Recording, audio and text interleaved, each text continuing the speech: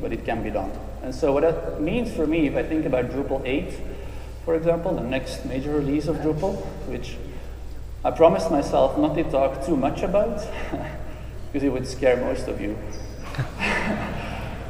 But I want to have one slide sort of on Drupal 8, and I think if we want to succeed in the enterprise, I think we still need to focus on missing features, right? That's a low-hanging fruit, which things like configuration management and staging, which is something that I really want to help fix in Drupal 8. And to succeed in the low end of the market, I think we really need to focus on creating better experiences. Like, I think we need to continue to focus a lot on usability, just like we did in Drupal 7 and just like we did in Drupal 6. And also, in thinking about this, both really require us to focus on usability. Also in the enterprise, people care about usability. And we also need to improve performance for both. And we also, to do both, we need to make Drupal a better framework. So I think actually there's a lot of overlap between those two strategies, which is why I think we can pull it off. So I think we have a choice, and the choice is either we can be hard to kill, but not super relevant, or we make it our goal to make Drupal one of the dominant platforms on the web. And I think we can crack this code. I think we can figure it out. I think we're uniquely positioned, honestly, to achieve this goal. Like I said, no other CMS is doing distributions right now. No other CMS has sort of the technical, I think as a framework, we're actually well ahead of some of the other CMSs, and I think that will really help us achieve this goal. To get there, we do have a lot of growing up to do, but we have that, we need to do that anyway. As soon as we release Drupal 7, we'll see many more people, and we have to learn and deal with that growth. That growth means a lot more people will join us. Maybe next year will be 4,000 people, or maybe even more, who knows.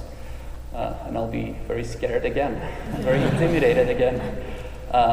And the thing is, these people might not have drunk the Drupal Kool-Aid. God knows, maybe it's their day job to do Drupal. They might not want to be part of the community. They might not understand how if you give back, you get, back so much in return. They might not understand that Drupal can actually be a lot of fun. The other thing is we'll see a lot of complexity, or added complexity, and sometimes it's necessary. Hopefully it can be avoided, and hopefully we'll work hard to avoid a lot of that complexity. But it's sort of, it's part of growing up. But I think the key message is, as we grow, we need to stick to our core values and our culture. And that's the culture that was created back, in 2005 or before that, when we were really small, and it has served us really well throughout the years. It's a culture of sharing and collaboration, and it's absolutely key to everything that we do. It's, giving back. So anyway, everybody in this room should be giving back, and everybody in this room should tell others to also contribute back, because that's how we scale this thing. That's how we continue to grow. It's also a culture of passion and believing, just like the people in Europe organizing their own mini DrupalCons in less than 2 days. It's the same passion and belief that those 25 top contributors have to deal with all of those issues, and it's very important that we harness that. It's also a culture of self-organizing, again, like those conferences, where everybody is a respected leader, but also a follower. It's people stepping up and doing the stuff.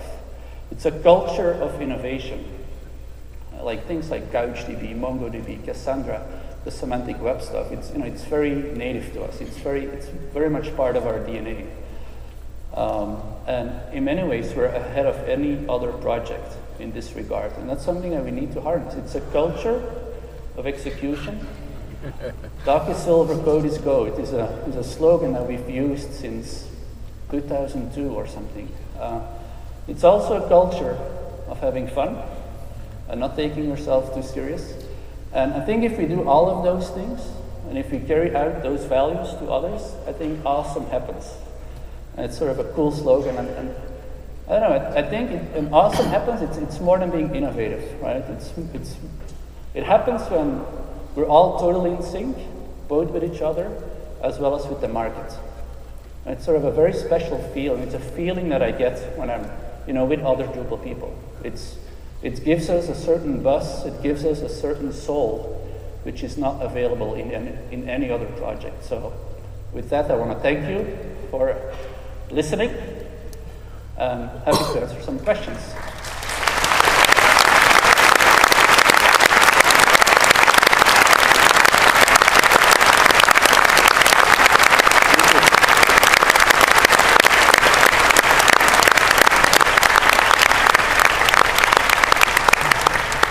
Thank you. I'm going to invite Pritish to the stage. Is he here? On his way. And I think he has collected some questions somehow and will be asking these to me. Is that right?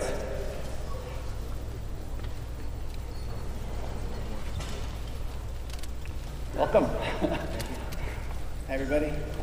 I collected questions over Google Moderator. My name is Pritish Jacob. I work for Binary Solutions. The first question that we have is, should the goal of Drupal usability be to make it easier for Drupal developers or Drupal end users? It's a good question. I think the answer is both. I don't think it's either one or the other. I think when I think about Drupal 8, it's improving the experience of the end user. It's improving the experience of operations people, things like staging and configuration management, and it's improving the experience of developers, by making Drupal a better framework. So I think it's all of those things. I think we can do that. So. Do you think that's is that in the scope of Drupal 7 or something that you want to shoot for in Drupal 8? I think Drupal 7 is frozen at this point, so it has to be for Drupal 8. Right. Second question we have is, what should be the process for adopting new standards for Drupal core? HTML5 is coming, for example, and these things have huge repercussions. Well, I think the process that we always use to have a discussion about it, and then we make, typically there will be consensus, and people will just go ahead and adopt the new stuff. And if there's not consensus, I think we need to, make a decision about it. And in this case, I think, yes, we have to support HTML5. So, are there? And part of that question was, are there best practices from other industries, other open source software platforms that we can kind of leverage? I'm not sure about best practices, but I think every project is slightly different. I don't know if there's best practices around decision making. I mean, there's a lot of different projects and they have all of different dynamics. Some have very rigorous decision making, but as a result, we're also slow sometimes to adopt new things. So I think our decision making process is a little bit less formal, but I think it fits our culture, it fits our style. Right. So. Sure. And the last question I have, and I want to thank somebody from Ottawa for submitting those questions. And the last question I have is, when is the next DrupalCon and where is it going to be? Next DrupalCon will be in Copenhagen, Denmark. And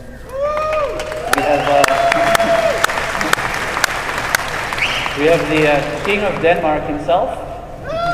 So let me invite the King of Denmark to come and talk about DrupalCon Copenhagen.